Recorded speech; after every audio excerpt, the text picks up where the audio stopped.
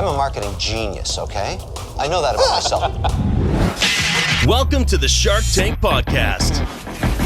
Each week, one of the best entrepreneurs from ABC's network smash hit Shark Tank teaches you how to swim with the sharks without being eaten alive. And now your host, serial entrepreneur, TJ Hale. What's up, Shark Traps? Welcome back. I am so jacked that you're here with me today. This interview today is incredible. I'm really excited to share it with you. Don Haney from NerdWax is on the show. A lot of you probably remember he's a season 7 entrepreneur. He's, I think, the second person from this season that I featured, but Don and I actually spoke almost a year earlier for the first time. We kept in contact. I did a coaching session with him as he was preparing to go on Shark Tank. And a lot of the stuff that maybe you casual listeners to the podcast don't know about that I do behind the scenes in helping companies either prepare to go on Shark Tank or to do some of the other things that are going to help them be successful. So I have to say, this is the best, probably undisputed best interview to listen to if you're preparing to go on Shark Tank. I can say that confidently today because we spend a lot of time going into the background and the psychology, and Don even waxes philosophical, no pun. So I hope you're really going to enjoy it and share it with anyone you know who either wants to go on Shark Tank, wants to know what goes on behind the scenes, or is preparing to go on and needs a little tender, loving care. We also talk about Shopify today because it came up accidentally. They are a partner for the show, and I just want to mention them right now so that if you're in a position where you're looking at getting a new website, if you're selling more volume online, but you're not really happy with the automation or the features, or just you don't know what you're missing, go to sharktankpodcast.net/Shopify. Now that's an affiliate link, which means that they will know that you came there from listening to my site, which is much appreciated. And if you ever need help, you can send me a note and I can kind of look at the site and make suggestions based on the data that they show me, which is not much, just enough to see like what kind of store you set up and what things are working and what are not. So I want to throw that out there because Don throws out a very heavy plug for Shopify. And I think a lot of listeners probably don't even know that they're a partner of the show. And I'm a big fan of them. And I recommend them to many of my clients because they make selling easy. Okay, so I have one request, and that is that after you listen to this episode, because it's much longer than usual, that you drop me a line and let me know if you're one of these very regimented people who wants it to stick at the consistent time frame, or if you're like me, you believe that if it's flowing, you keep going, and as long as it's worth the investment of your time, you'd never want the action to stop. Don drops a lot of insightful entrepreneurial golden nuggets today, and I felt like it would have been a crime to stop before we were officially done. But I also don't want to turn this into Dan Carlin's Hardcore History or some of Tim Ferriss's 3-hour marathon podcast. I don't know if I'm emotionally ready for that level of commitment on both sides. But anyway, I'm curious what you think. So drop me a line via email, on the website, social media, whatever. And more than anything, thanks for joining me today. And I hope you enjoy this episode of the Shark Tank Podcast. Nobody's going to spend $10 on NerdWax. It's too much money. That's the worst thing they could ever do. And look, I don't care what Mark thinks. I'm always right. I know what I'm doing here. This is why it's not working. We're profitable today. Exactly. What's up, Shark Traps? And I want to say hello to all my nerdy friends out there. Today, I've got the co-founder of NerdWax on the show. This is Don Haney from season 7 of Shark Tank. Don, what's up, my man? How are you? DJ, how's it going? I'm so excited to be doing this. This is awesome. Dude, I get excited every time I get to do this. But you're special. You're a snowflake. Why? Because you and I actually got to talk and do our pre-Shark Tank mock tank. And it was a lot of fun. And I didn't want to jinx it by contacting you in between then and when you aired. And then I watched the show and you got Troy Carter on the episode. I'm thinking of all the things that could have happened. You got a guy who's successful, who's got big clunky nerd glasses. Like you must have thought you were in heaven. Yeah, we were. It was really, they told us the night before that Troy was going to be on our episode. And so we did as much research on him as we could. And it was exciting to see him with the glasses on. We thought, oh, we got somebody here. But then also on the flip side of that, glasses sliding is not a problem that every single person with glasses has. So it was like, is he going to be one of the ones with the problem? Is he not going to get it? How's this going to go? So it was a big question mark in our heads. But while we were in the tank, Troy had some really good things to say about us and our company and the brand. And it was a lot of fun. You must have liked your odds. Like, Troy, babe, give me the glasses, man. Let me show you what we got here. Yeah. You're going to love it. because I realized, and I'm thinking, how could we have predicted that? What are the odds? But he's the only one that even wears them in the tank. Maybe Damon wears cosmetic glasses because he's a fashion guru. But so let me go back a little bit. Before we talk about Shark Tank, I want to kind of go back and give some history on you and I. You contacted me, I think, after I sent an email out about wanting to help people prepare for the tank. And we got to chat for a while about your history with Dave Ramsey. You're a sound engineer, which is why you sound crystal clear today. And I appreciate that. Absolutely.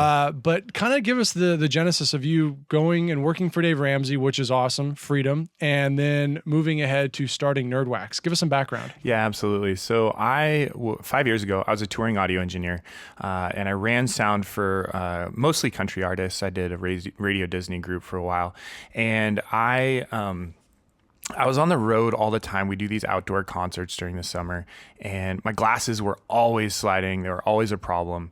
And so 5 years ago, when I had the initial idea for Nerdwax, I was out on the road, and I'd come home, I'd make a batch in my kitchen, I'd work on it, and then I'd go back out on the road and test it out on myself and give it out to friends and family. And it became a running kind of joke on the road. Like, I had people that I was touring with, and they used to call me Nerdwax because everybody thought it was just ridiculous. And but I was using it, and I loved it, and I would give it to people, and people would love it. And so there was a kind of, and I wanted to share this on the show. We didn't really get a chance to, but about 2 years after I had the initial idea for Nerdwax, we had a life-changing experience where I lost my job. My wife broke her ankle. Both our cars broke down, and our landlord called and said that we had to move. He wasn't going to renew our lease. And so all this stuff kind of coalesced into this 1 week in time. And I was so like downtrodden, and I thought, I can get another job on the road, but I'm really hating it. I was spending up to 250 days a year on the road and spending a lot of time away from my wife and kids. And it was just such a it was such a moment where I could see like, okay, I have one of those kind of fork in the roads. I got to make a decision here and decide what I want to do.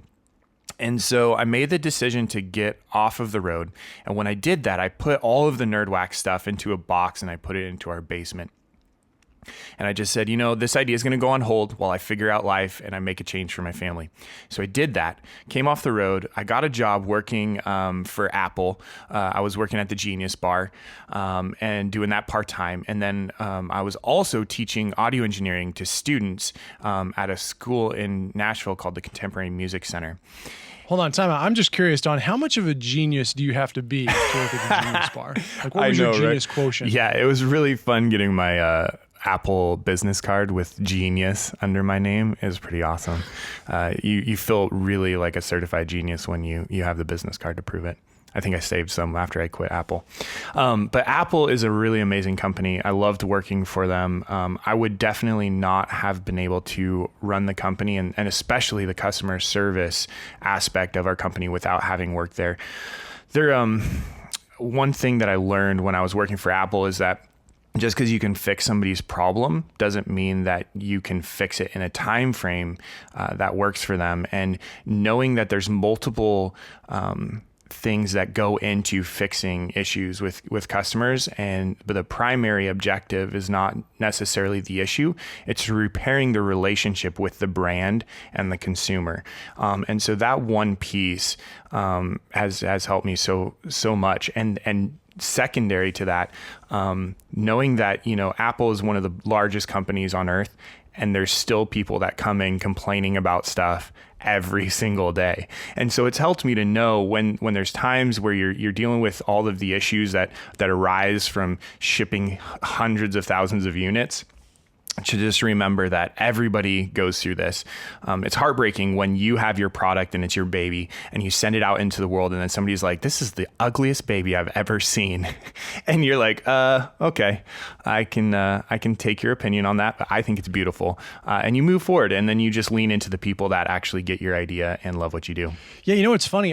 So I've been sending out these emails to have people send me blog updates. Then we have these mini interviews and you'll do one and when your 1 year anniversary comes up, I'm sure. But yeah, I had an interesting exchange with Megan Gage from Hot Tot. She makes hair care products for kids. and she sent me these hate emails. And this one that I got is just unbelievable, like Class A level trolling. But what did she do? She responded because she's like, these people are bullies and I always want to stand up to bullies. I'm like, this is not bullying. This is trolling. You have to know your adversary here. This is a person who wants to be fed and you gave him food. And I'm actually going to post it to the blog because we talked about the ugly baby. And Chris Johnson said it best because on his Amazon page, there's some people who rip the rapid ramen cooker because they say it's unnecessary. Like, who needs rapid ramen cooker? You have a bowl and a microwave or whatever. Yeah. And he said it perfectly. He's like, look, you're either my customer or you're not. You're someone I can help or you're not. And that's it. I move on from that point. So I kind of scolded Megan. I'm like, you can't let yourself get emotionally tied up in the responses of people who have no bearing on your business whatsoever. They're just not your customer. If they want more than that from you, sorry, can't help them, move on. And I actually went to your Amazon page. You've got good traffic on Amazon, 236 reviews. That's pretty solid. I tell people to work their way up to 500 if they want to kind of hit that threshold. And overall about a 4-star ranking. But it's funny because you have one review where someone says, this is absolutely the best product I've ever used. And then the next day someone will post and be like, yeah, it doesn't really work. Not for me. And it's hilarious to me. Like, so. Yeah, it's so hard when you have, and especially Amazon. So what we've found with Amazon is there's a completely different customer experience with Amazon. People feel disconnected from your brand when you're selling on Amazon. When I think we have probably 14% of our reviews on Amazon are 1-star reviews. And that's like not even anywhere close to what we get feedback from our website. Right. And what I realized is that via our website, I do a great job of kind of talking about the product and educating the consumer. Whereas on Amazon, they see some pictures, they get an idea, and then they just go with it. And so there's a little bit of a learning curve in knowing how to apply it, how much to use, what to expect. A lot of people wear glasses that are just too stupidly big for their face. And they think that this product is like super glue and it's just going to stick their glasses on their face, which would be extremely uncomfortable and wouldn't be a great solution.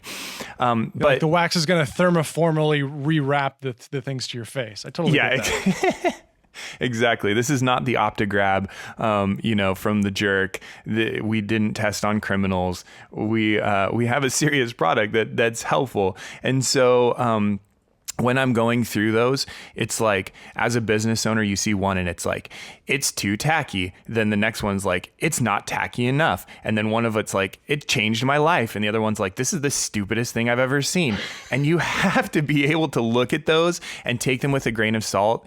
I had a lady who emailed me a few days ago and she said, I wear bifocals. And so my glasses have to be in the same spot. And it's not a big, slippage isn't the problem. It's that every time they move, I have to readjust and it creates this like neck problem. And she was like, I have tried every other solution. I've tried the bands, I've tried the hooks, I've tried everything. She was like, I love NerdWax and it's changed my life. Thank you so much.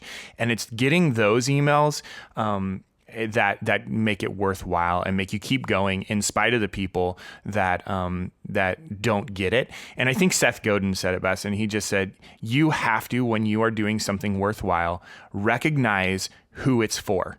And when somebody doesn't get it, it's not for you.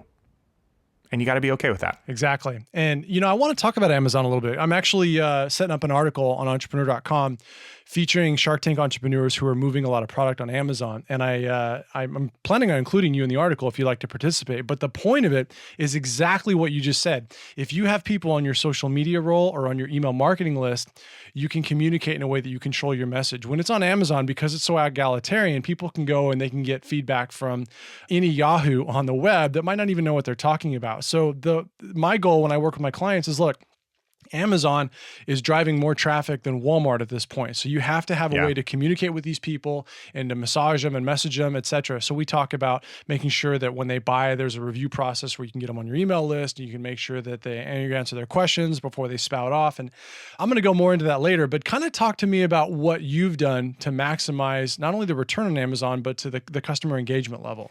Yeah, we man, we're still in the process of figuring Amazon out. I feel like we've done a good job. The Shark Tank tsunami kind of helped us get a lot of the traction that we had on Amazon. But from day one, once we started selling on Amazon, we started seeing immediate sales. It was doubling what we were doing a month in sales just by posting to Amazon.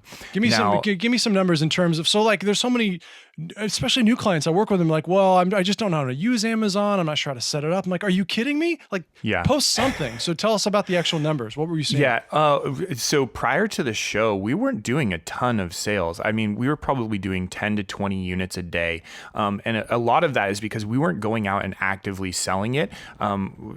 Part of what they didn't show in the tank is that we have the kind of major manufacturing issue that we're trying to work through over here. And so in the meantime, we're still making it out of our house. And we've done that through the show. We made over 80,000 units here out of our 3-bedroom, 1,600 square foot house. Wow. And so we weren't actively selling it. So we were doing probably 10 to 20 orders a day, not counting our wholesale orders, but just direct to the consumer via our website prior to the show. So the day we posted to Amazon, we had 20 orders, and then that increased and increased. We do probably about 100 orders a day on Amazon now, which is crazy. I can't even fathom. I made this stupid little tube of wax 5 years ago and never thought that, we would be sitting here with over 500,000 in sales in year 2 of our product. It's been insane. Well, and just what you said, like people who have newer products and they're selling direct from their website with no tribe, no email list, no social media following that aren't on Amazon, you're selling 100 a day. So even if it's just the one pack, it's $1,000 in gross revenue per day. For a new business, that would be life-changing. Absolutely. And they're not doing it. So this is something that I want to talk more about on my show. And I think a lot of people, even if they know what to do, they need tutorials, they need graphs, they need someone to be like, let me sit you down and show you, like arithmetic with your mom and dad, right? Let me just show you how this works. And then you're going to do it on your own. So as far as reviewers, when you send out the product, do you ask them to leave a review? Do you send them a postcard? Is there some kind of incentive or a gift card? We use an email program called SalesBacker, and that is just a follow-up campaign email that you can schedule. The one thing that if you are an Amazon customer, you've probably seen some of these emails and they're like, tons of text. They look really, really terrible. My emails are crafted kind of in the Seth Godin style, which is they're not fancy. They're not HTML. It's just some text. And it's like, hey, this is Don, CEO, founder of NerdWax. I'd love to find out about your NerdWax experience. If we did anything wrong, let us know. If you loved it, leave us a review. So it's really simple. There's 3 follow-up emails. The thing with Amazon is you don't get to capture those emails right off the bat. I know that there's ways to do that, but we just got on and got selling. So I'm still in the process of actually optimizing our Amazon channel. But with Amazon, I think the big challenge is to connect to the brand. I actually reached out to Robert from Squatty Potty the other day because their Amazon channel is awesome. If you look at it, all the product description is amazing. There's a video. And so that's a lot of the stuff that I want to do with our channel. And I'm trying to figure out ways to increase that. Working with Amazon as a seller is really, really difficult. And we've had a ton of people because we offer our pricing structure is we do 1 tube for $10, 3 tubes for $20. And what's happened a lot of different times is people will buy the 3 tube option. So essentially they're paying $6 per tube. Then they relist on Amazon. So they're purchasing from Amazon at the 3 tube. Then they're relisting it for like $24 Prime per tube. And it's obnoxious and so crazy because if we happen to go out of stock, then they will automatically grab the buy box. And somebody who doesn't know better goes on, purchases the product. Then they come to me and go, this is ridiculous. Like I can't, why did I pay $24 for this? So that kind of stuff is part of the customer experience that really, really gets under my skin because that a lot of people don't realize that different sellers sell on Amazon and can sell any type of product. And so they don't think about it. They just see, oh, it's Prime. Then they buy it. Then they come to you with their problem, and you can't necessarily fix it. However, what I do is I always make it right. So whatever that customer's experience was, I'll do whatever I can to make sure that from a brand perspective, they engaged me. Even if some doofus, in New Jersey bought the product and then resold it to them at an obscene amount and then told them that they couldn't get their shipping dollars back or they couldn't return the product, I'll do what I can to make it right. Yeah, and I think this is imperative. I know some people who sell on Amazon are like, man, let's talk about something else. But if, like, I have 2 clients right now I'm talking to, and other people are selling their product on Amazon because they don't, or they're using their keywords to move their product. And I think that's a huge problem for them. But the secondary part is they don't charge the same price because they have to buy it and resell it. Yeah. So what I've told them is, look, Amazon can be a conduit to the social economy. And exactly what you're doing is say, look, not only am I going to make this right, I want you to help me get this message out to other people. Will you help me? Will you leave a review and say exactly what happened and then I helped you fix this, so that when they're reading about the product, they'll see and go, oh, okay, well, I'm not going to make that mistake again. And you start to flood the zone with that type of content. And I think that's the best thing you can do to help yourself not only sell more product, but to grow the brand using the Amazon engine. And yeah, exactly. And you know what? The best way to drown out the trolls, the best way to drown out the haters is to go out there and to make more promoters. Exactly. That's really the only way. You can try to get rid of them. You can try to get rid of the people. You just got to drown it out. You got to do your best to meet people where they're at, to take care of the people who actually love you, and to make them louder than the rest of them. Yeah. And when you talked about not being able to capture on Amazon, what I've suggested to clients is, look, if you're going to send them something that says leave a review, or here's how you use it, or hey, don't eat this because it'll kill you, or whatever, whatever form you send out, create a landing page with a link and then an incentive for them to go. And the first thing they have to do to get it is exchange an email address, and then you got them. Yeah. Anyway, so let's move on to your website. I actually want to just bring it up because I think it looks really slick. I'm on desktop right now, but it looks awesome. Who do you use for your site? How'd you build it? This is a great story. So early on when so I never got to get to the part where I took NerdWax out of the box. I really got off the road. I took a job at Apple. I did that for a year. And then I realized I was spending like 80 hours a week doing those 2 jobs. So I quit that. I went to work for Dave Ramsey. When I went to work for Dave Ramsey, I was producing the EntreLeadership podcast for him. And it really forced me to sit down with the type of business books that I hate, which are the like 6 steps to success and 5 steps to failure type of books. 10 ways to not be a loser. Yeah. Exactly. The ones that like you can read the first and last bits of the chapter and you got the whole book. Right. So I had to read through those, but it was awesome because I was going through, we had Mark Cuban on the podcast. We had Seth Godin on the podcast, Gary Vaynerchuk, all these top names, Pat Lencioni.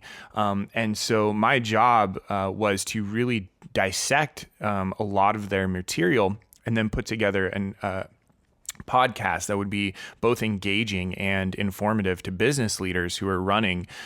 They're small business owners, but typical business owner in the EntreLeadership community is, about 5 to 10 million in gross revenue. And so you're looking at these guys who are successful themselves and trying to find different kind of engaging topics.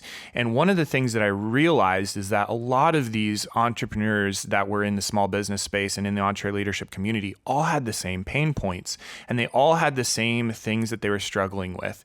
And when I was interviewing these entrepreneurs that were mega successful, you kept hearing the same thing, which was, it wasn't like these guys are super ultra smart and they figured it all out. It's just they went out and knocked down some walls. They went outside the cave, they killed something, brought it home. And so I realized, like, I was sitting on all, this idea. I was sitting on all of it because I just felt like I needed to have everything together to go after it. So in April of 2014, I went out and I did a Kickstarter. And we did a Kickstarter for NerdWax with a goal of raising $5,000 to hit our first production run of NerdWax. We hit that goal before noon on the first day of the campaign. And by the end of it, we raised over $60,000. Awesome. And so that was real validation that, hey, I have a market need here and people are going to buy this thing if we do it. So we went out and did that. Now, at that point, I didn't have a website. I didn't have labels for the product. I was hand printing them like in our computer printer on paper. And so the prototypes that you see in our Kickstarter video were like, they wouldn't last 2 or 3 days. They had like the wrinkles from you wrapping them by hand. Yeah, exactly. Yeah, I love that. And so these are textured labels, just so the labels don't slip, nor do the glasses.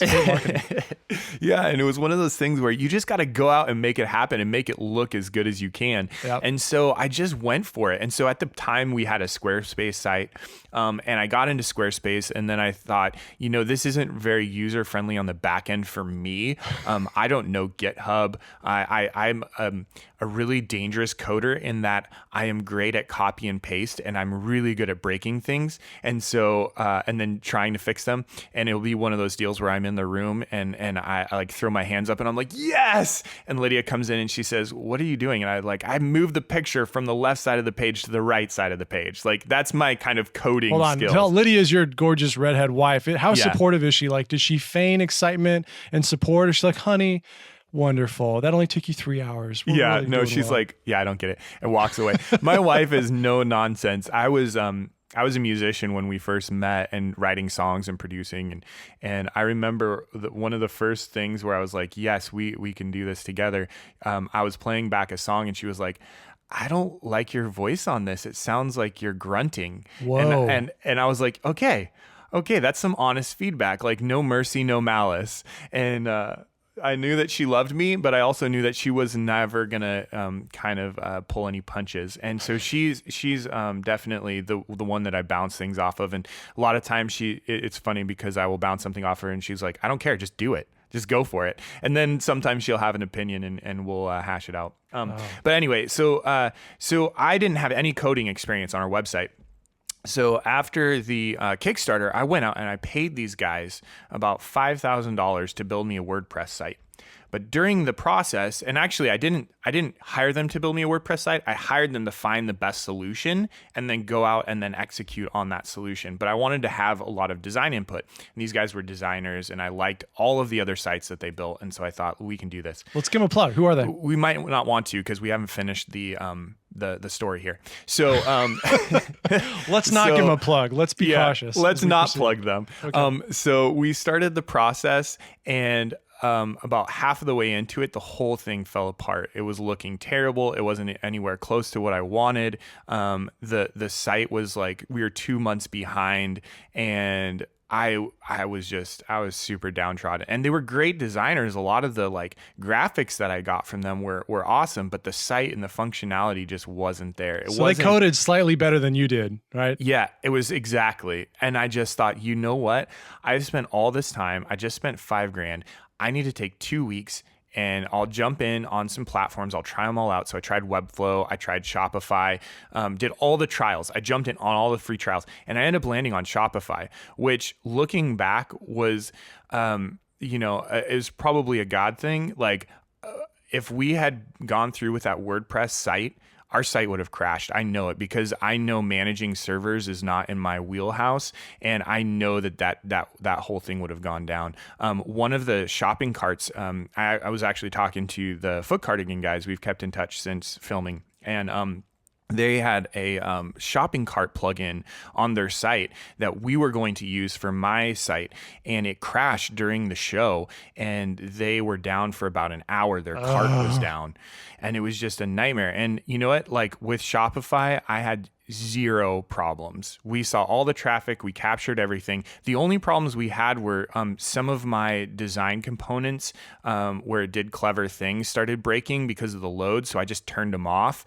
We had was it responsive issues or just it was like so that's another thing I learned. The Shark Tank audience isn't exactly the most computer savvy audience, and easy. I have a feeling there was a lot of like Windows 98 issues, like incompatible browser type things. So I just literally turned off all the cool functions of the like Ajax cart where it slides out and locks into place, and all the kind of responsive things I just got rid of. So it was very straightforward and clean. And yeah, they call it Windows Millennium, as in like the last millennium. Yeah. Let's move on. Yeah. So my site I built in a week. Via Shopify. I just grabbed a theme. I started ripping it apart. And I had a buddy who's a coder. who I just said, hey, I did all this. Can you clean it up for me? And he spent about 3 hours. He went through and he cleaned up all my code. Okay, so I swear I did not know this. We did not talk about it, but I saw the site and I thought this kind of looks like clean Shopify theme to me. Yeah. I recommend Shopify to all of my customers, especially if they're new, because they go out, they get a designer, they spend a lot of money, or they do a cheap WordPress site themselves. Both of them are inferior to Shopify. For the $30 a month to get the basic site, you get an awesome site. And in fact, I had a client yesterday, I should record this testimonial for them, where they're like, we don't have to send out emails now when people buy things. We get all the back-end metrics that we want. We know everything that's going on. We should have done this a year ago. I'm like, how much did you spend for your site? They go, 10 grand. I'm like, ah. Yeah, Shopify. There's I can't speak highly enough about Shopify, but they all of the analytics and the backend is awesome, but they also have all of their plugins and the platform, the developer platform that's built around Shopify is built for e-commerce. And so a lot of the people that are building these Shopify themes, if you want, to build like a customer response email campaign, there's an app for that. Right. If you want to build I am actually currently building a wholesale portal for our website. It's extremely easy. It's taken us about 2 weeks, but I actually hired a team called, and I will plug these guys, called Bold Commerce. And Bold was referred to me from the guys at Spikeball, and Bold is in Canada. They build a lot of different Shopify apps, and they've been great. They have a webmaster service, and so as I'm making changes, I've realized that it's not worth my time to go and sit in there and try to code, and so I pay them a webmaster fee. I think it's like $600 a month, and then I get 6 hours of coding every single month, and an hour of developer time is probably 8 hours of my developer time. So it's so worth it. And what they've done is I can go, hey, we need to modify this, or this isn't working in the site, and they can take care of that and go with it. So yeah, Shopify, Bold Commerce, I highly recommend those things. What I would encourage, if people are listening and they're interested in this, or if this is a problem that you need solved, go to sharktankpodcast.net/Shopify, because they are a partner for my show. Even though we didn't intend to get into this and I didn't know you had a Shopify site, I just assumed because it looked awesome. Yeah. But if you go to sharktankpodcast.net/Shopify, you'll get the free trial. You can check it out and do what Don did. But also, if you need help, I can go in the back end and make suggestions if you would like that. That's part of the partner deal, which I love. So I hook up people with it all the time. All right. So moving on to Kickstarter, you did really well. Did you have like a lot of people don't realize there are these companies out there that will offer fully manicured, doctored, and packaged Kickstarter programs. Did you do this organically / manually, or did you go out and hire someone to orchestrate this perfect storm of Kickstarter goodness? What did you do? No, I did it all manually. I had been on Kickstarter researching it for the podcast when I was working for Dave. And I was doing a best of Kickstarter thing, showing how, you can just go out there and start a business with nothing. And when I did that, I started to begin to see the components that were making Kickstarter successful across the board. And it's really about your ability to communicate the need and to show what they're going to get. So a lot of times, and especially musicians, go, hey, I'm making a record. Like, help me make my record. And then they ask for like $25,000. Yeah. And you go, you're not going to need 25 grand to record a record. Like you could use 25 grand, but you don't need it. And so it's really, when you're launching your Kickstarter, the most important things, more than any other thing, is that you're able to say, hey, this is our bare minimum needs, because you want to meet it real fast. If you want to kind of gain exposure in the Kickstarter community, you want to fund very quickly. So you go, hey, this is the bare minimum that I need to accomplish this objective. And then you just have to do a really good job showing people how they're going to help you and what that means to you. Our video was one of the most important aspects of our campaign. And I called my buddy who, has really great camera equipment. And I just said, hey, I need to do this video for my Kickstarter. Would you help me? And he was like, sure, I just booked a ticket. And I was like, okay, great. So about a month after we did that, all the stars aligned in Nashville. It was a beautiful day out. We shot all of the footage in a single day. We cloned 2 hard drives, and I edited one and then he edited the other, and we sent it back and forth for about 2 months, and we just got that thing right to where I knew it would be engaging from start to finish. And then when we launched, we just did we made it very intentional on social campaigns. There's a tendency to go, hey, I just launched this Kickstarter project, and it comes out of the blue. So when we were doing our planning for our Kickstarter, we started dropping hints to our networks and to Facebook and to Instagram and just talking about what we were doing so that it wouldn't be a surprise to the people around us. Then we also went to key specific people in our lives that we thought, they have good social networks. They're connected to other different social networks. We said, hey, will you help us? Will you just repost our post the day we launch our Kickstarter? And so they all agreed to do that. And we gave them, hey, here's the link. Here's what you're going to have to do. But the most impressive thing was that when we hit launch on the Kickstarter, it was midnight. We were getting all those links together to get them out to the next morning.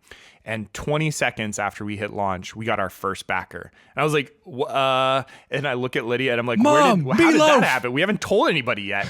And it was somebody in Singapore or Malaysia who was just sitting at their computer, and it's the middle of the day for them, and they see this new project. And they're like, hey, that's cool. I'll give you $10. And it was just mind blowing. In the first hour, we had, I think, 17 backers. We woke up, we had raised $1,700 of our $5,000 goal in our sleep. Wow. It's pretty solid. And so, you say all this thing, about the importance of social networking, about the importance of communicating your brand. But then there's this component that's just the internet and the access to people that we have now that is so powerful. I mean, if you think about how I would have built this business or tried this thing out prior to today. I mean, just even the researching of my suppliers on Google is this. There's never been a better time to start a business. It's true. Like the theme of your entire interview, you were working on the road. Then you worked for Apple. Then you worked for Dave Ramsey. Now you're doing Nerdwax. That all happened in how many? Just a couple of years? 3 years, yeah. Think about that. So your company now is going to be a 7-figure company. My grandfather worked for the same company in El Segundo that Howard Hughes started, and he went to work at 4:30 every day for 40 years. He fought traffic an hour in each direction in Los Angeles. Probably thought about having another job every day, but you just didn't do it. You couldn't do it. Because he had a family to raise. Well, and the other important thing too is to remember that it takes steps. When I got done with Dave Ramsey, I was working for Dave Ramsey when I launched the Kickstarter, and about 2 months after I launched, I just realized I can't do a 9-to-5 and do this company because it's just taken off too fast. By the time we had launched our pre-orders, we then had about 10,000 units that we had to make. And I was looking at this going, I can't do a full-time job and do this. And we're trying to outsource, and the outsourcing wasn't working. So I'm like, we got to take control of this. So I quit my full-time job. I went back to teaching audio engineering at the school that I was teaching at and started doing that part-time. And I did that up until the 31st of this last year. I just quit that part-time job. And that is, I think, another thing that I've realized is that you have to be able to keep the wheels on the bus, and you just have to keep moving forward. And at the same time, simultaneously, you have to be looking at the future. And after we filmed, I was in contact with some of these entrepreneurs, and they were like, "Man, you got to quit your part-time job tomorrow. You're not going to be able to do this." And I was like, you know what? I want to make sure that my feeling here is successful. And I don't know if you last week's Shark Tank episode was pretty brutal. There was 3 entrepreneurs on there, and the last one. Hold on, just to be clear, Shark Tank aired 5 times last week. There was a Tuesday, a Friday, and 3 Beyond the Tanks. What? The Bachelor doesn't even do that. What are they doing? Yeah, I have no idea. What? It's crazy. Clay, what's going on? What was the plate? The plate had the suction silicone. Easy peasy. Yeah, the easy peasy. In her segment, Barbara was like, you just seem blinded by the light. Like, you have to have some paranoia. Like, I resonated with that so much, because when we went into the tank, and even last year when I was looking at quitting my job, I knew all of our weak points. And I think that that's a big part of faith is having doubt. You have to look at your business objectively. You have to look at your product objectively, and you have to be able to see all of its weak points if you're going to see its strong points. And I think that it's so like, you got to take the risk, but you have to take calculated risks. And so that's the thing. I didn't just like 5 years ago quit my job, get off the road, and just go full into NerdWax. There was steps and there was a process of breaking forth. And when I put it in the box, I was saying, hey, look, my family is more important than anything else that I do. And I'm going to put all of these ideas and these passions on the back burner until I get that worked out. Once I did, now, I'm looking at it, I'm like, I'm working way more, Lori's quote of like, you have to be crazy to leave 40-hour a week job to work 80 you hours quit a week working for 40 yourself. hours a week to work 80. Yeah. And that's where I'm at today. I'm working more, but I have a potential outcome that's greater, and I get to do it with my family. Our kids help out all the time. We're doing it here. I know the growing pains. I know we're going to have to move forward and get out of our house soon. I know that we're going to have to start adding product line, and I know we're going to have to build a business. But up to this point, it's been a process of putting myself out there and learning. And, I have listened to every single one of these Shark Tank podcasts. Awesome. And part of the prep process for us, I just consumed as much Shark Tank material as I could. And so there's so much value here in this podcast and in all of the nuggets that you get along the way that help me prepare for that process of being in the tank. And I'm super honored that I get to be here talking about our process. But if I can say anything to this audience, it's that you're not alone. All of us are figuring things out as we go. And whenever you're doing something new and something that hasn't been done before, just realize that, there's this point in time where you feel like you're going to screw it all up if you just go, and you might. But that's part of the process. You have to fail if you're going to get to the place where you succeed. And so you got to be able to deal with failure and be able to deal with it objectively and go, yeah, that was my bad, and then be able to course correct. If you can't do that, if you build in softeners and you fail and then you blame it on something else, well, I didn't have the time, I didn't have the resources, I didn't have the money, I didn't have the team, you never grow from that. You never are able to accomplish goals. And so success and what I've learned about it is not an achievement of a $12 million company or a $75 million sponge. Like, success is doing what you do and doing it well. It's achieving a goal. And so find out what that is for you, and then you can break it apart, you can quantify it, you can put it on paper, and then you can achieve it. I certainly appreciate your kind words. And it bothers me when I watch Shark Tank and I think there are 8 million people watching this right now. If only 500,000 of those listen to this show, because I get emails all the time from people like, I don't want to do what some other podcasters do and spend a half an hour just like patting myself on the back. I'm like, I get emails from people going, I learned so much more from the podcast because the entrepreneur guides me and answers my questions and helps me figure out my problems than I do from the show, where it's just about, hey, the shark said this, shark said that. And it's good. What you just said is awesome. I mean, think about it. In 3 years, you've made this transformation. And at a time when people are building their property on rented land, like even middle executives, corporate America, attorneys, you know how many friends I have that are attorneys that can't make money because they're struggling so much? And I think you have to build something that's yours. And then you can do what you do, which is what I've done in my life as an entrepreneur. Like, I can include my family. We work on the business together. I tell my kids how it works. They understand the basics of commerce, and they're not even 10 years old yet. It's such an amazing thing to me, as opposed to years ago when I would go to work in a job that I really didn't like and had to make my whole life. And I got home and I didn't want to talk about it with my wife. I didn't want to answer any questions. I didn't even want to spend that much time with my kids because I knew I had to get up at 5:30 in the morning and do it all over again. And the difference to me, yeah, you work harder, but it doesn't feel like work. It feels like living, and there's nothing like it. Nothing. Yeah, absolutely. Absolutely. 100% agree. You know, we are in this, my wife and I are in this together. We're running hand in hand. And it doesn't mean that everything is like daisies and roses. It's definitely work, and it's definitely been a process. There's challenges today. Every time you get through a challenge and you figure something out, there's another challenge right behind it that you got to get it figured out. And if you don't make that process the goal, you end up getting defeated and you check out. And you have to learn that these challenges aren't going to go away. They just change. They just get more zeros, or they change.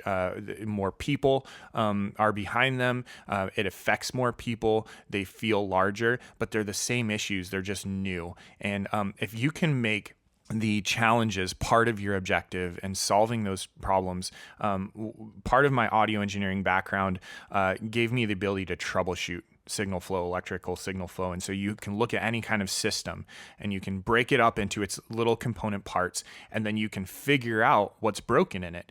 And that process and that ability translates to pretty much anything you do in life. If you can look at something and you can break it apart, you can figure out how to fix or repair anything. And so when I look at my business, I do the same thing. I just break it apart into its small pieces, manageable pieces, and then I start taking those pieces one at a time.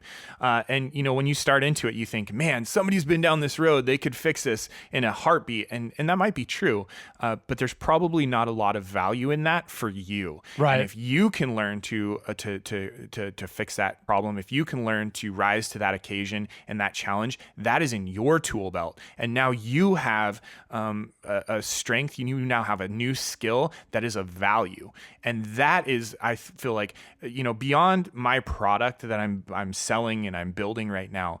The thing that I think is of the most value is I'm learning how to do. I'm learning how to execute.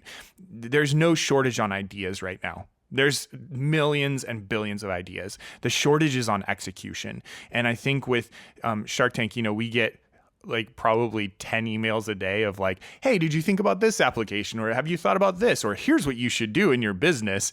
And I look at that and it just makes me smile. And I usually just email back, hey, thanks for the suggestion. Because if they only knew the greater picture, if they only knew what it took to get me here to this point, they wouldn't be able to say it. But that's the value that I get. You know, a lot of people are worried about knockoffs and ripoffs. And, you know, that's part of our gonna be future challenges. I know. I've known that from the beginning that, hey, I'm not doing, you know, I'm not building a rocket here. I'm not doing something that's like crazy, you know, takes an amount of crazy reverse engineering to figure out. But what I'm doing is I'm building the brand, and I'm building my product around customer service, and I'm making people loyal to me and my brand. And that has the value. That's where the true value is. So going through all these things, just to kind of recap my random rant right now, is that you have to look at today and the challenges that you have today, and then you have to appreciate them and look at those things as creating value for yourself. And I learned this at Apple in the Genius Bar. Every time somebody walks in that door with a customer service issue, that's an opportunity for you to create a raving promoter. And so the challenge when you're getting a lot of them, and especially as a business owner and you're dealing with them every day, is to get down and to be like, oh man, if you could just learn to use the internet, like you could figure this out for yourself. But instead saying, hey, I appreciate your frustration around that. Here's my process that I use to walk through a shopping cart on an e-commerce site. And I have screen grabs of, hey, here's how you do it. Here's how you enter your credit card information. That kind of care promotes value, and that customer won't forget that interaction. It's a little different than the old AOL memes of customer service, right? Yeah. Yeah. Totally. I got an email from someone just like 2 days ago, a new listener. Pebbles was her name. That's right. I should look it up, but she was here in Arizona and she did something similar. She's like, you know, I'm starting to pick up momentum. I'm starting to see results, but I just have no idea where to go next. I think if you want to check her out, everybody, I think it was Little Teether, if I'm not mistaken, which my wife loved because we've got a child who's still breastfeeding, and it's so that women don't get their Tiffany necklaces ripped off their neck, which is how she started her business while she's taking care of her baby. Wow. But it's this whole question of where do I go? What do I do? What's the vision? What's the pathway? Like, can someone illuminate what the next step is? And my advice to him is, look, if you're not listening to podcasts like this, if you're not soaking in new ideas every day, introduce yourself to people who can help you. Email them, read their blogs, call them on the phone. Like, and you mentioned earlier, you talked with some other Shark Tank entrepreneurs. Who else have you been chatting with? Who's helped you along the way? Any names we'd recognize? Yeah, no, Jeff from Pipcorn has been super helpful. I called him up and just said, hey man, I just need some advice on going into this. Like, what are we going to expect? Like, and I did that to several entrepreneurs, some who wrote back, some who haven't, but the majority do. I feel like that's a really cool aspect of this generation of entrepreneurs is everybody's really willing to share and to help each other up. And I think that is because we have now entered into this connection economy where everybody is segmented into tribes, and we have these verticals that are much more narrow than they used to be. And it doesn't take much to build a sustainable income in these verticals. And so because of that, entrepreneurs are way more giving, and they're way more apt to say, yeah, absolutely. I use this app, or I use this to help my productivity. I use this, commerce site. Here's my numbers. I mean, the fact that people are willing to share their numbers on traffic and sales is crazy. But Jeff was super helpful and has been there to, give us advice as we go along. Both Two Guys Bow Ties and Foot Cardigan that were in our episode, we've kept in touch after that. And it was fun during our airing. We actually kind of re-trolled trolls on Facebook, which was fun. We had some fun together doing that. You reposted the goods? Yeah, it was fun. We took out some people on Facebook for giving Foot Cardigan a hard time. But it's fun to build that kind of camaraderie around different products. They make socks, and the guys make ties, and we make Nerd Wax, and somehow we each still have the same pain points. We're all at different stages in our business. But a lot of times we'll say, "Hey, I'm having this issue," and they'll bounce back with, we had that. Here's how we solved it. Sometimes it's like, yeah, you're going to have to deal with that. It's like Marcus Lemonis, right? It's the process. You got to trust the process. You got to know the process. I was thinking to our talk, we haven't even talked about Shark Tank. I have some questions for you about the show, but one of the things that came back to me when you were talking about your challenges is I remember from our conversation, and funny story, that morning that we talked, I was at like the Disneyland Hotel taking my kid, like an hour later, we were up getting ready for breakfast to go to Disneyland. How awesome is that? And so I got in trouble for scheduling on that day, but I remember it was so cool. I was outside. I can hear people like cheering on their way to Disneyland. And we were talking about pain points. And that came up just then because I remember talking about everywhere there's a chink in your armor where Kevin O'Leary can drive a stake through your heart. Yeah. Like those are the things that you have to be able to address confidently and say, this is how we're going to fix them. And this is how we can utilize you to do that. And you and I never really spoke until after the airing because I was terrified I would jinx it for you, but talk about some of those preparation points and what gave you confidence going in. Because I know there were some areas where we said, look, this is going to be a problem for you. And I don't remember what they were, but there were 2 or 3 where I'm like, I'm a little concerned. Like if this comes out, you better be ready to deal with it. Yeah, absolutely. So one of the main things in preparation that I found extremely valuable, and I learned this from artists that I work for when I was working for like country artists, and we do this at the school that I teach audio engineering at, which is game tape. So when we did our pitch, we didn't just practice our pitch, we actually filmed ourselves doing the pitch, and then we watched it back. And we did that because you can prep your pitch. That's 60 seconds of your hour that you're going to be in the tank. I wasn't worried about the pitch. I was more so worried about the question fielding. So we did a lot of different, like with close friends and family, we just did some fake tank processes to just say, hey, we want to do a Shark Tank type of thing. Can you come over and just quiz us? And so they would come over, and people that watch the show, the one that we did with you was super valuable because you have watched the show, you've talked to other entrepreneurs, you can point out a lot of that stuff, but every single one was valuable in a different way. And we filmed all of them and then rewatched all of them. Nice. It was funny because I listened to, is it Zine Pack, where the girls from New York and they just smiled the whole time? Yeah, that was gold. Yeah. So I remember watching their episode and making a note like smile, smile, smile. And I actually heard after we filmed, I heard that episode and I was like, I knew that was intentional. I knew it. We tried to do that. And even we practiced smiling for hours. We didn't come anywhere close to achieving the objective. Well, here's the deal. And for people who don't remember what you're talking about, Zine Pack on my show, and I'll link to it. Let me make a note because I get people tweet me like, you didn't link to something you said you'd link to. I'm like, yeah, that's right. I didn't write it down. So I'll do that now. Zine Pack said, you know what we noticed is they use all this cut tape or B-roll to make you look stupid. We were determined not to let that happen. So we practiced smiling all day. Conversations, boardroom meetings, on the way home in the car, like we're smiling because we didn't want the camera to have any footage they can use to make us look stupid, ungrateful, unhappy, or to tweak the edit in a bad way. And it worked like a charm. They were Miss Universes out there. Like they were totally. ear to ear the entire time. Like, can this be done if you're not a pageant girl? Like if you didn't grow up in the industry? I don't know that I could do it. Yeah, we tried it. We just failed miserably. Our smiles ended up looking like half nervous laughter, like the worst. Like I was like, we probably would have been better if we just gave it a straight face. But at the end of the day, I have a theory about this actually though. Like if you're an attractive girl, and I like whatever, if people are offended, okay. If you're an attractive girl and you've gone in a habit of going on dates with like guys who talk about themselves or people that don't interest you, you kind of like, if you're friendly, you have to do that. Like you have to spend hours just going, ha, ha, ha, I'm having a lot of fun. And I don't remember if I brought up with that or not, but I'm like, it's not your fault, Don and myself, if we don't know how to do it. Like, we're just not geared for it. Definitely. I was like, we did the first trailer that came out. It was like, everybody was like, you look so nervous. And I was like, oh well, I tried. I did my best. They found the one clip. Confidence but you're in there for an hour. Like, what are you gonna do? But we did that when we filmed ourselves. We saw a lot of those like facial tics. We saw a lot of the things that are valuable. So if you are prepping for the show, you need to be taping it and then you need to be rewatching it. It's not good enough to just tape it. You have to rewatch it. And you have to be able to look at yourself and pull yourself apart and go, oh, wow, I didn't know I did that. Saying I said like 18,000 times in the first 30 seconds of our episode.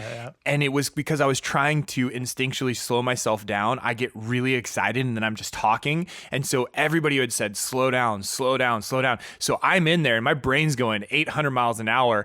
And every time I paused to slow myself down, I ended up saying, and it drives me crazy because now that's the thing that's up there like forever is me saying, most people don't notice it, but I notice it. And, I just said it again. And so, and you noticed it. Very good. Yeah, I noticed it. Did you make flashcards?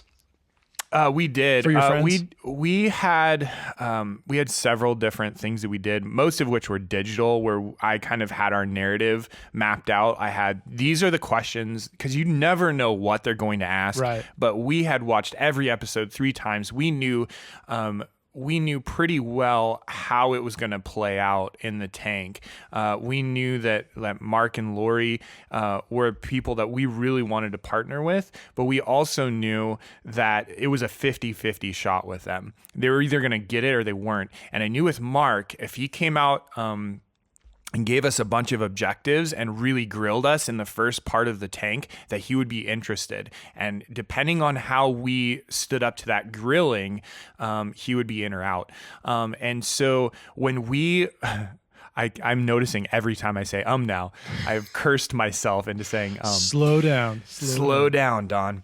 No, don't. Speed up. When we were in there and I saw Mark start to do that, it was like having an out-of-body experience. I could then go, okay, let me try to focus in on him and see if I can get to these objectives. What you don't notice is, in the tank, you're standing about 15 feet away from these people and they're mic'd up. So when you're watching it on TV, you're mic'd, they're mic'd. Everything is very like quiet and calm. Where in the tank, you're like 15 feet away. So when they're saying something quietly, you have to kind of strain to hear them. When they say it loud, it's like kind of normal speaking tone. So the things that translate to more intense don't feel that intense, and then the things that are just kind of like quiet are more intense because you're kind of leaning in and trying to engage. And so it's interesting to see how those dynamics play out when you're watching it and when you're on the carpet. And most importantly, you don't have the Shark Tank gong effect that they play. the I wish music. they should have that live. Yeah. So it was really interesting to know while we were in the tank.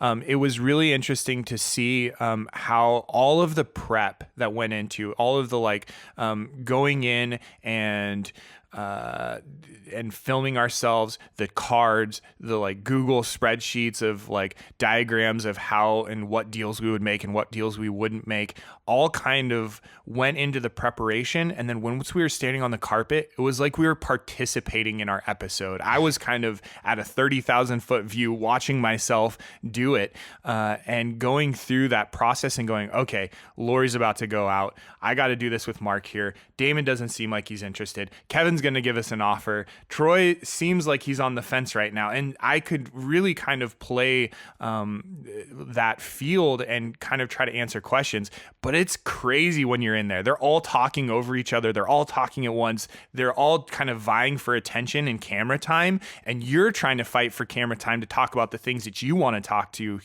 as well. So it's a crazy experience. And you walk out of the tank and then it's just zip to the hotel and you're gone. And then you have 2 weeks of, did I say this? I should have said this. I should have done that. Did I do this? Did I smile enough? What happened? Yeah, that morning after process lasts for 2 weeks. That must be torture. And in fact, I'm going to mark this as one of the best episodes to listen to for the pre-filming because we've talked about it so much. Yeah. Because you've given a lot of good insight. And I usually start with talking about the criticism or the feedback you got in the tank, but we can't finish until we at least talk about what was said. And I've got a bunch of notes here, but you were so well prepared in terms of where you wanted it to go. And what's funny is you didn't get any offers that were, in my opinion, legit at all, but you got a lot of great feedback. So let's kind of go through this a little bit. The first thing I have here is that Kevin O'Leary asked you about the time it takes to consume the product. And you said 8 months. And he said, well, that's an eternity. You need to shrink it by 60%. So I'm looking at, what does that mean? Either it means a Virginia Slim, where the thing is toothpick size and the same length, or it means you have to turn it into basically like a thumbtack size piece of equipment. So I think that's kind of out. I don't know if you consider it or not, but Lori said you need to sell more with a lower price. Mark said, no, horrible idea. Damon John said, don't take an investment. I beg you not to take money right now. I thought that was actually a really cool comment for him to say. And I've got some more notes here, but take us through your thought process on how it went down. Yeah, so the way it kind of played out, Damon actually was the one that went out first, and he went out really shortly after being in the tank. He made that comment about, you guys are here, you're too early. Don't do this. Your company is going to be worth so much more. Just don't take a deal today. He really just kind of leveled. He's like, this is a great idea. It's a great product. You're here too early. And did you count him like, Damon, you're going out too early, bro. We want to televise. Don't do this. We beg you. There was some conversation around that. And I said, look, I know that we're in our house right now and that poses a big problem, that we are just a product. We're not a business yet, but we're building a business and we're in the early stages of this. And I wasn't going to say no to being on Shark Tank. That was never in the cards. If we get the opportunity, it doesn't matter how early we are, we're going on and we're going to do our best to represent our brand. Right. And then we're going to figure it out. And then we're going to shake hands with someone before we leave so we can get on TV. Exactly. We gotta go on and we gotta try, and we're going to give it the old college try. Yep. And we're going to go for it no matter what. And so knowing that Damon was out, he really kind of entrenched himself. And then the whole time we were in the tank, he was really yeah, don't do that. That's not a good idea.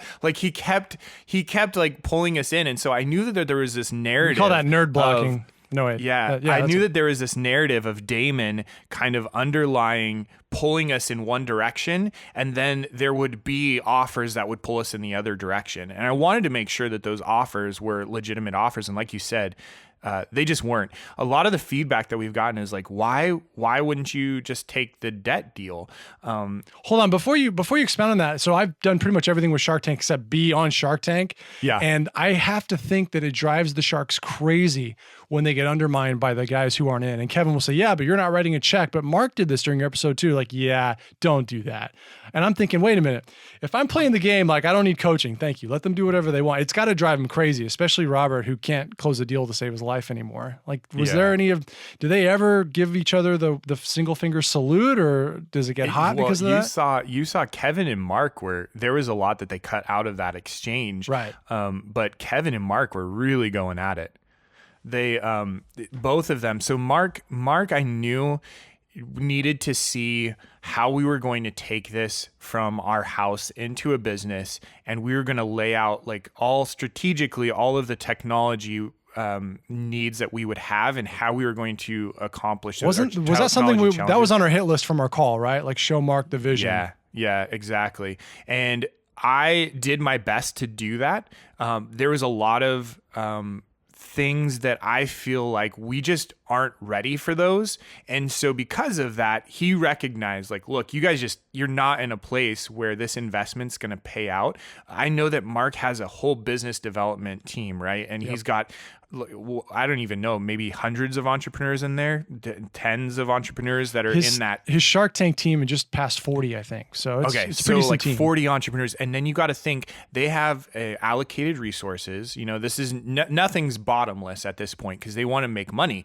And so you have to realize that they're going to invest, and they're going to continue to invest, and they're going to continue to build the companies that show the most signs of profitability. So if we're coming in there and we're talking about, you know, we just made 136,000 in sales.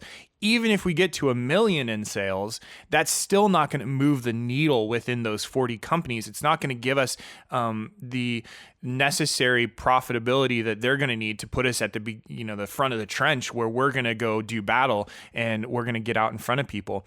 And to Mark's credit, he was like, look, you drop your price point and go high volume, and you are kind of shooting yourself in the foot today because you're still manufacturing it by yourself. And I was like, exactly. You're increasing your workload and decreasing your profit. Why, if I can barely keep up with the demand that I'm doing when I'm doing 20 orders a day, would I reduce the size of the tube, take down my cost of goods sold, so I reduce my margins? I then have to compete. It doesn't make any sense today. Now, do we want to get there long term? Absolutely, because we want to be on the counter at the sporting goods store when you go out and your glasses start slipping and you go, oh, I need some Nerd Wax. You can pop over and you can get some. Today, though, because we're a new product, there's a customer education piece. And so one thing that they didn't cover in the tank is we're just going after the optical market right now. Mm-hmm. So we're going after optometrists and optical boutiques, places where they have glasses, where the customer is walking in every single day needing their glasses adjusted. And the current products that are on the market claim to fix poorly fitting glasses. We do not do that. We are actually go hand in hand with the optometrist who says like, hey, let me fit your glasses properly. I'm not going to make them overly tight. I'm going to make them so that they fit. And then here's Nerd Wax. You can use this when you start to sweat or if your skin gets oily, and it'll help combat that. And it goes along with properly fitted glasses. And because of that, we need that high margin because we need to be in there where we have boots on the ground helping us move the brand forward with the customers. And so Mark saw that. And I think, too, he realized, I heard your episode with Dallas from Kiss Sticks. You reduce your margins like that and you come down to a $3 or $4 price point. You're going to have to sell so much product to make any kind of money. And so it would just be the worst thing for us to do that today. And now if we're moving millions of units, then absolutely, let's get that price point down. Let's move volume. But to do that today just doesn't make any sense. And then, due to Kevin's offer where he wants to take 10% of our sales on top of that. Can you imagine I pull my price point down to $4 and then I'm giving him 40 cents of that right off the top? It just doesn't make any sense. Yeah, and his offer was $80,000 for 10%, and you were asking for $80,000 for 20, I believe. Yeah, well, his offer was $80,000 as a venture debt deal. So he wanted $80,000, but he wanted $240,000 back. So he wanted 3 times his investment, and he was going to take 10% of gross sales off the top until he got his $240,000 plus a 3% equity share, and right? 3% equity. Yeah, I remember watching that, going, "Oh man, Yeah, it was that's brutal. hilarious."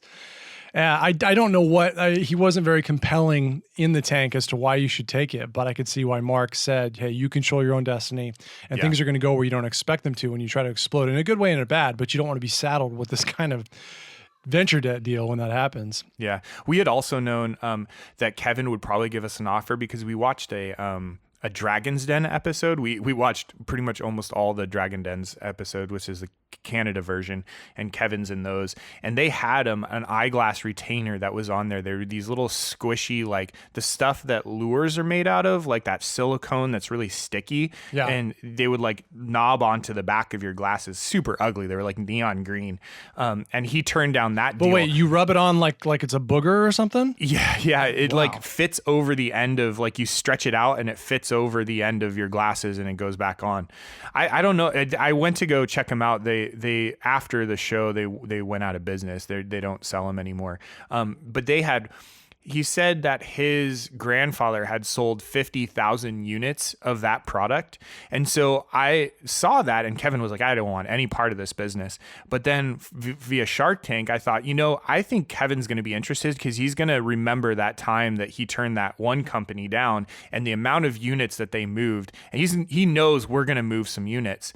And so he'll probably make an offer, but it's going to be a ridiculous offer. And people go, "Well, I'm glad you turned down the debt." And then other people are like, "Oh, debt, like, why are you have such an aversion to it? Like, I don't get it." And I look at debt as a tool and mostly like a rope. And so you can use debt to get over a wall.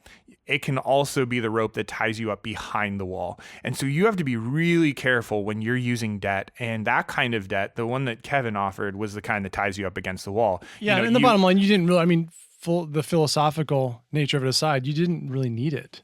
Yeah, exactly. Period. So Yeah. And then Mark told you not to take a deal. You'll be saddled with debt while you want to be growing. Troy Carter offered you $80,000 loan for $120,000 payback plus 10% equity. And I thought, man, they've got the bug today. Look at this. And Yeah. Mark called him Kevin Jr. He said, "Kevin Jr. Mark got In the street, house, right? yeah. He said, "Kevin Jr. in the house." I'm like, come on, Mark, don't be racist. Yeah, Troy's offer, and Troy had it was his very first time filming. We were his first day, and I could tell when we walked in, I could tell Troy was probably as nervous as we were. Yeah, that's great. But he has a lot of different experience. However, what we were looking for going into the tank was help with our manufacturing. And so I knew that Troy didn't have the expertise there, and I kind of quizzed him on it. He said, "Well, I've worked with consumer goods products before." And at that point I was like, even if you say you're going to be a partner, that kind of debt offer is communicating to me that you don't want to be a partner. And I don't know anything more than you. I have no other research. And I looked at both of those deals, and quickly in my head, and you were kind of keeping track of what's going on the whole time. And I understand now why people get that deer in the headlights look, because you're trying to keep track of the narrative, you're trying to keep track of what's being said to you, and you're trying to do the math on these offers that are coming at you. And I did the quick little look at both of those offers. I looked in my head and I said, do I want to be dealing, like, it's awesome. Even if I was to get a shark on my team, do I want to be dealing with lawyers all summer to deal with all of the due diligence process? Or do I want to go home and kick ass and just work on my product? And I was like, I'll take the latter. Yeah. And, Hold on. When you were saying that, I was joking with one client back during the summer that if they want to use a gimmick, because they're like, I can't count, I can't keep track of the stuff, it comes at you fast. And I was giving them some examples of people who like totally whiffed on offers because they didn't internalize them, and they really didn't even realize it till they watched the show again. Ice Chips is one of those. They're like, we got the best offer from Damon, we don't even remember him saying that. And I'm thinking, how could that be? But when you talk about it, it's like, it's pretty simple actually, because you don't have the narrator going, so in the tank, Don's received 3 offers and this is what they are. But I said, what you could do is you could take like the Peyton Manning quarterback arm thing. And someone did this season where they were writing notes on the palm of their hand. I saw that guy. Yeah. And you could literally joke and say, all right, I got my grid here. I got to keep track. And they would laugh and eat it up. And that's also something that will get you on TV. But I get it. It's difficult. Yeah, it's really hard. And the thing coming out of the tank is, we knew going in, this comes back to prep again. We knew going into the tank what deals we would do and what deals we wouldn't do. And we had watched enough Shark Tank to know, don't go into the hallway.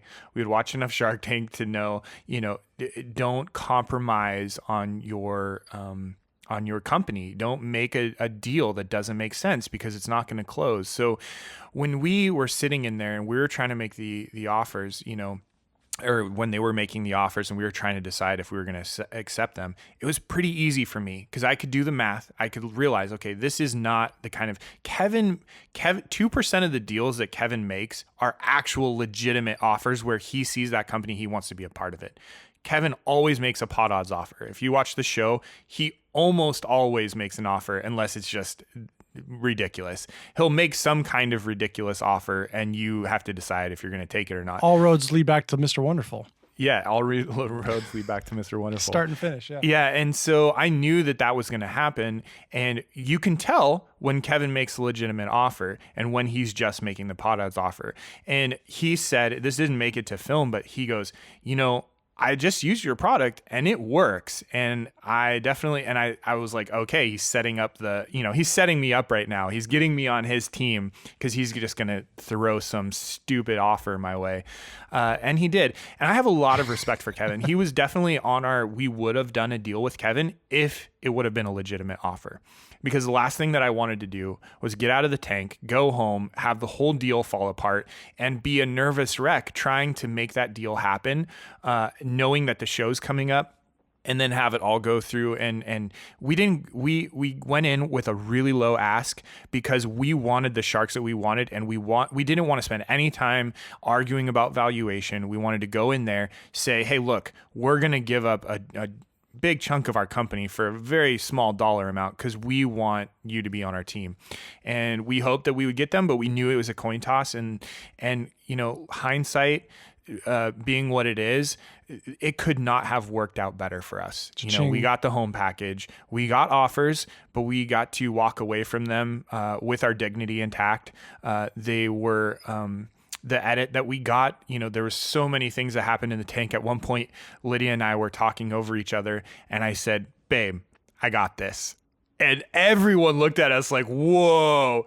And I was so nervous I was going to make it to air. And it would be like the scene from Father and the Bride when he's like, ha ha ha him, like shuts up his wife.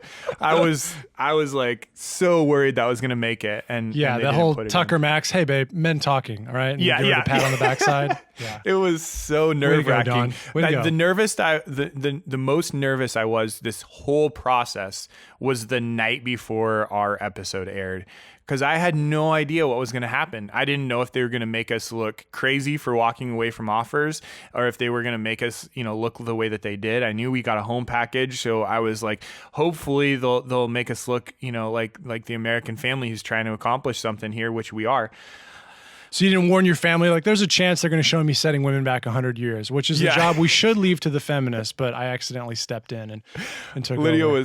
Lydia did some talking, but at the same time, we had the questions that she was going to answer and the questions that I was going to answer going in, and they weren't asking Lydia's questions. So there's one scene where I'm trying to talk and Lydia's trying to talk, and it's the most awkward thing, and I just wish we could go back and undo it, but it was one of my questions, but because Lydia wasn't getting any questions, she wanted to talk. She didn't want to be the person that was silent.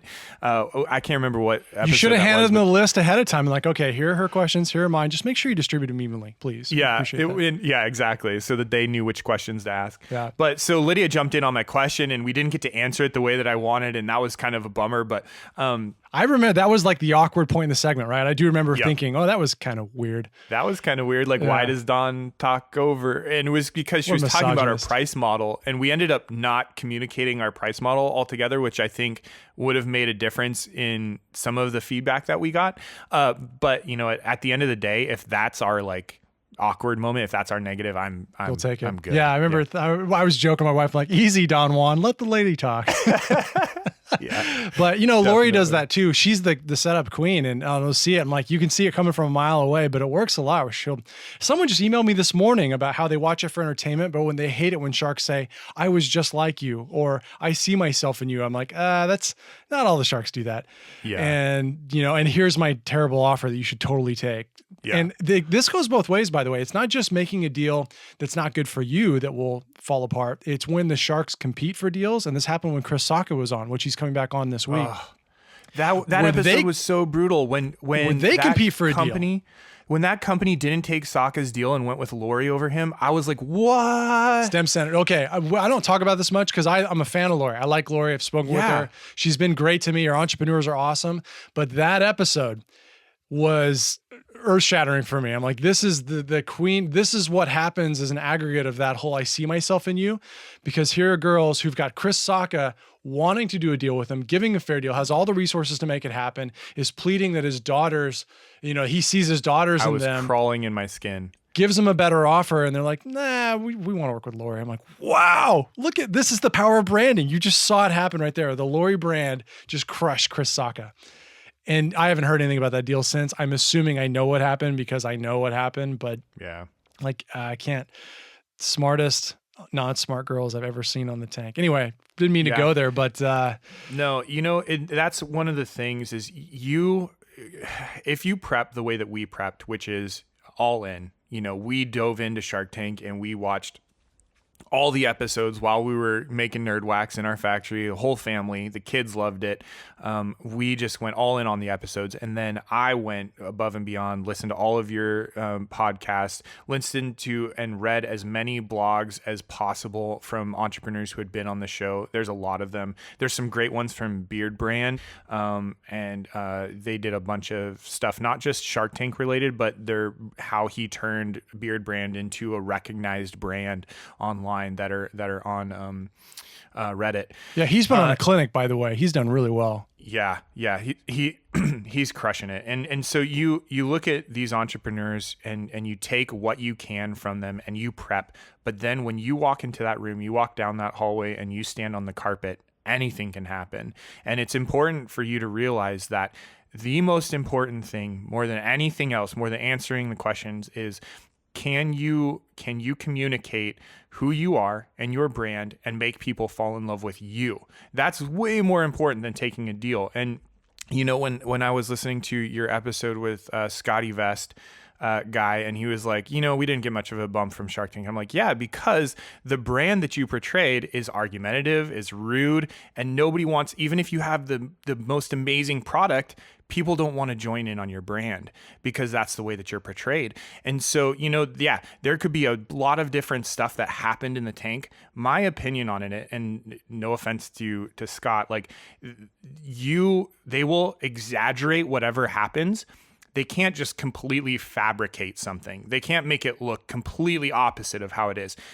They can twist things in one direction or the other, but there has to be a DNA there when they're doing their edit to communicate something to the American public. And so if you're prepping for the show, realize that your most important objective is to get on screen and then to talk past the sharks to the American public. Yep. And to communicate who you are and what your product is. Because deal or no deal, that's where the real money comes in. That's where the revenue comes in. And I knew that $80,000 wasn't what we were talking about. It was going to be what we did past the show. And, you know, we had done 130,000 in sales prior to filming.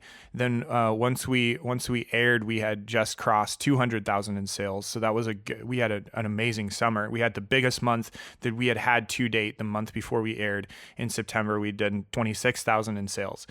And then we did $150,000 in sales in the 72 hours after the show. Ba-bam. And in the 90 days after the show, we just crossed 600,000 in gross sales. So, you know, that $80,000 isn't part of the deal. But if you think about it, you know, after taxes, I have my money that I'm using to try to move my business forward and move my manufacturing issue forward. And I have a budget in mind. If I had taken that deal with Kevin, I would have gotten $80,000, but then I would have had to give it right back to him the minute our episode aired. And so in essence, I'm just trading value.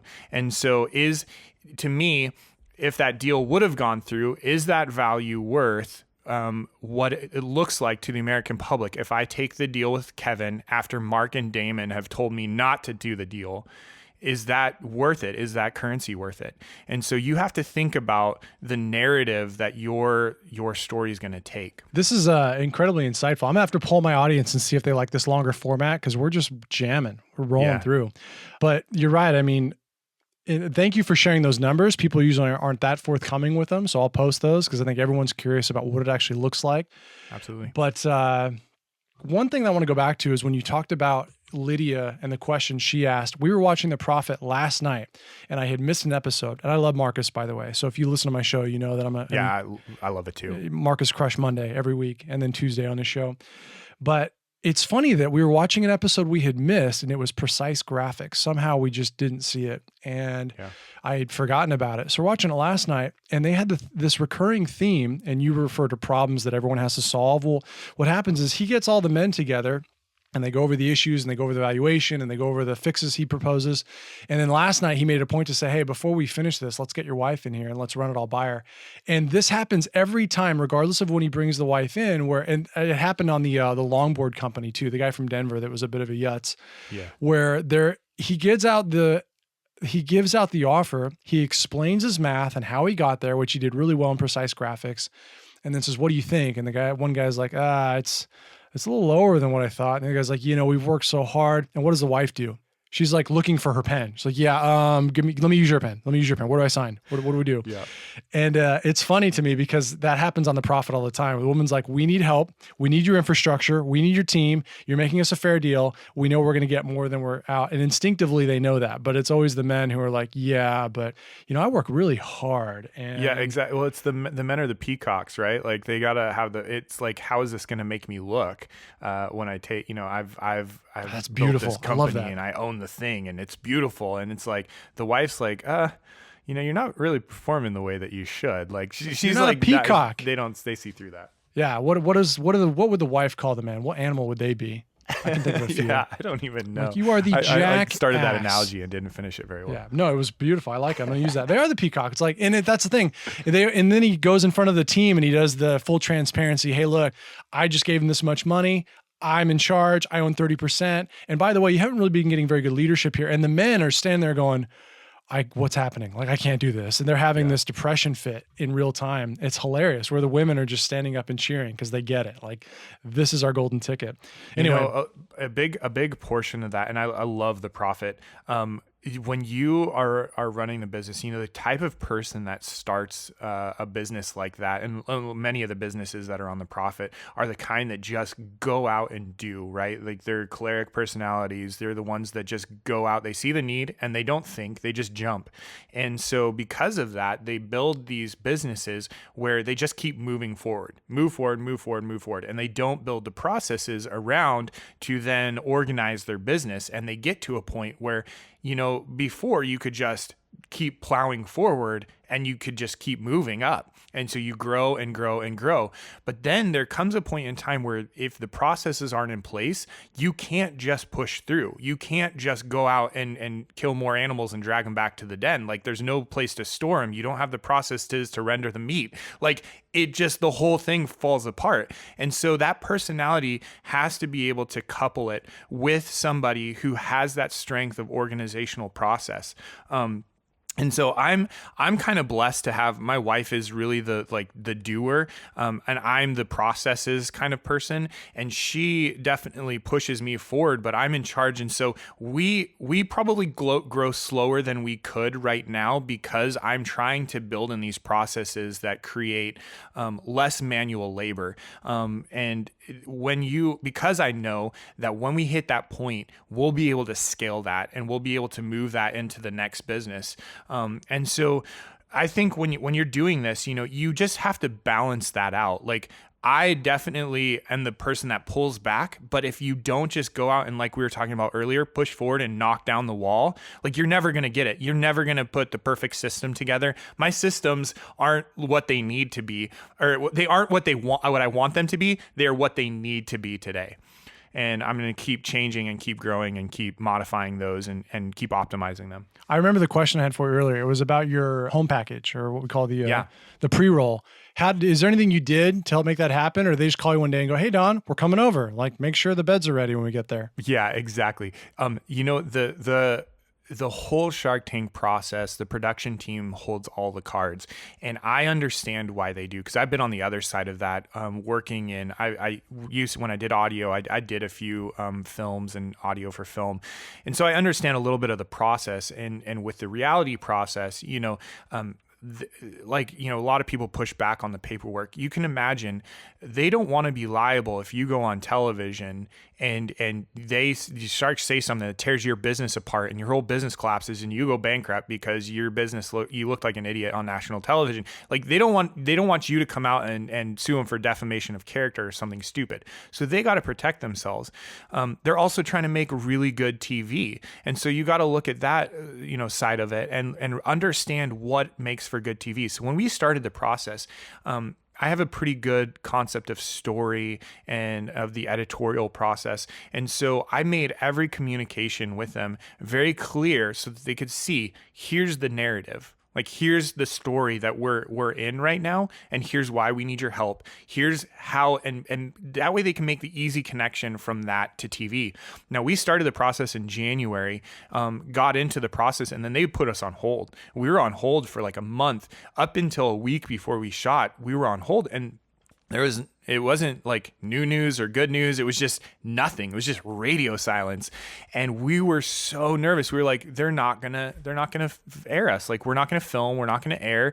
Like, this is gonna be the worst. Like we're so close. And that whole time people are like, you should be on Shark Tank. And you just want to like slap them in the face because you're like, yeah, that would be great if we were. That whole process, we filmed, then we go home, and it's radio silence again. You do the same thing you do when people email you on Amazon with a suggestion. You're like, that's a great idea. Thank you for exactly. That. That's what you say. You smile, you nod, and you go, we really should. We should probably apply.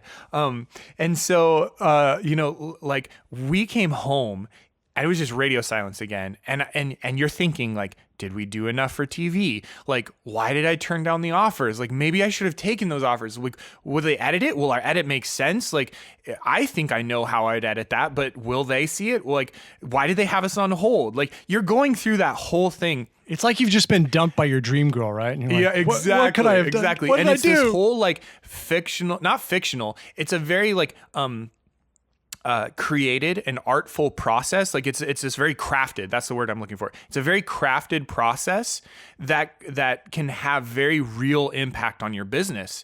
And so it's so weird because you're caught in this like summer camp thing where you're like, did I even go to camp? Like, who are all those people I met? And like, do they even exist? Like, was that real? Was that a dream? Like, you're so like, what just happened?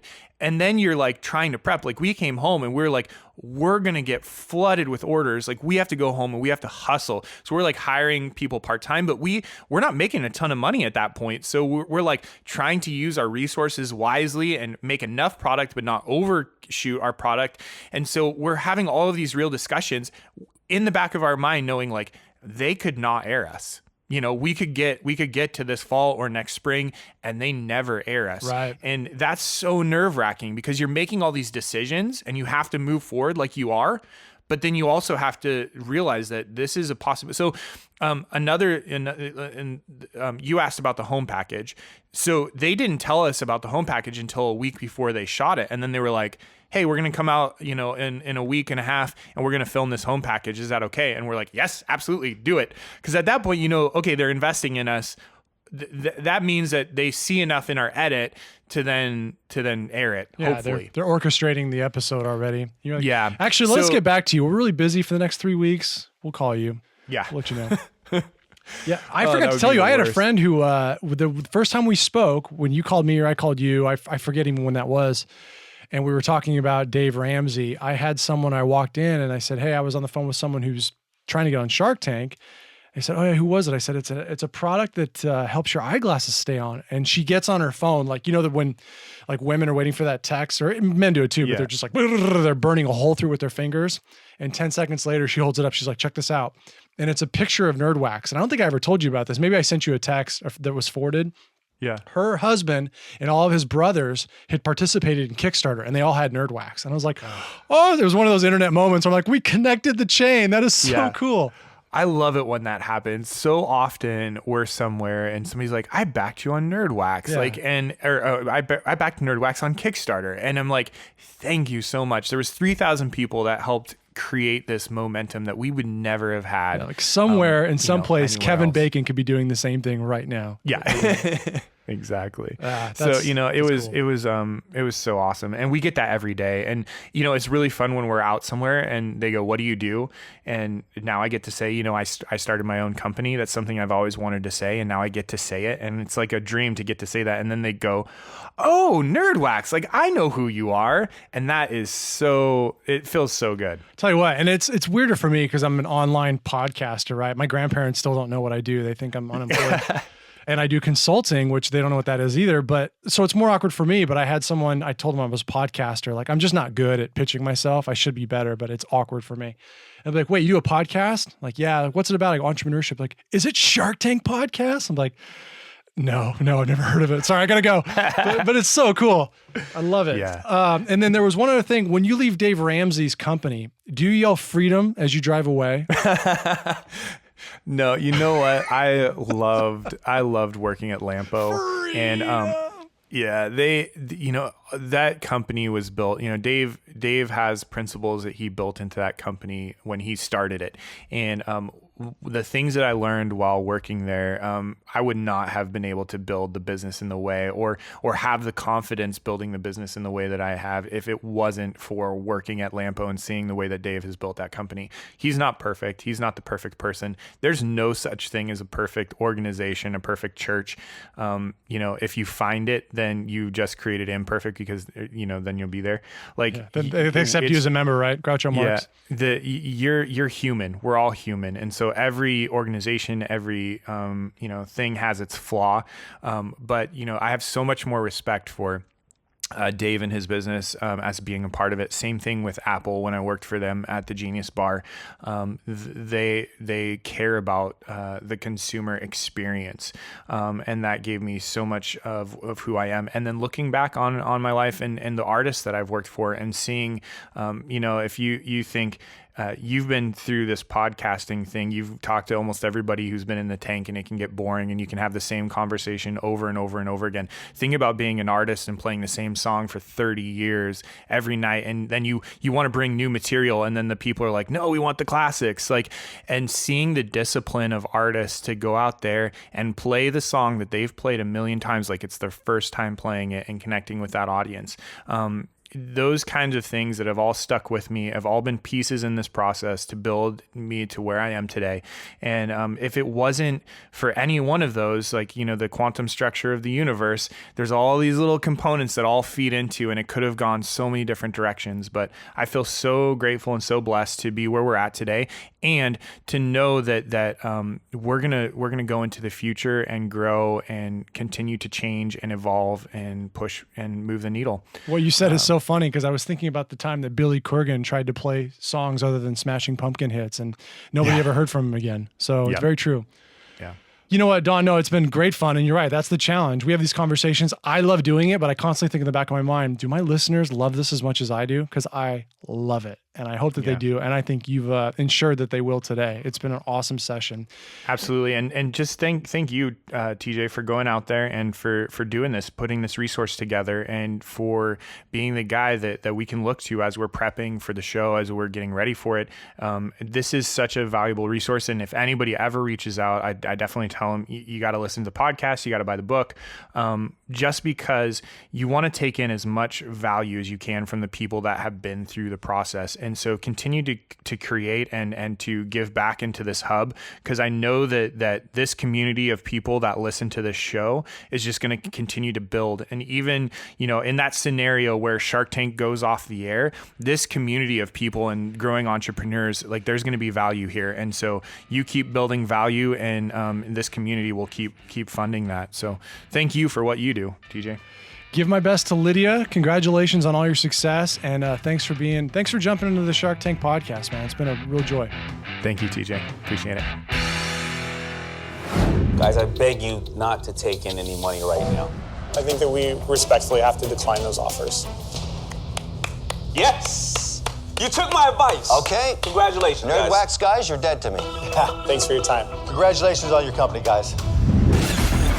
Thank you for jumping in to the Shark Tank podcast. Please subscribe to the show on iTunes and head over to sharktankpodcast.net to get the show notes from each episode and join the free Shark Tank Insiders list. You can also find us on Instagram and Facebook at Shark Tank Podcast and on Twitter at Shark Tank PDcast.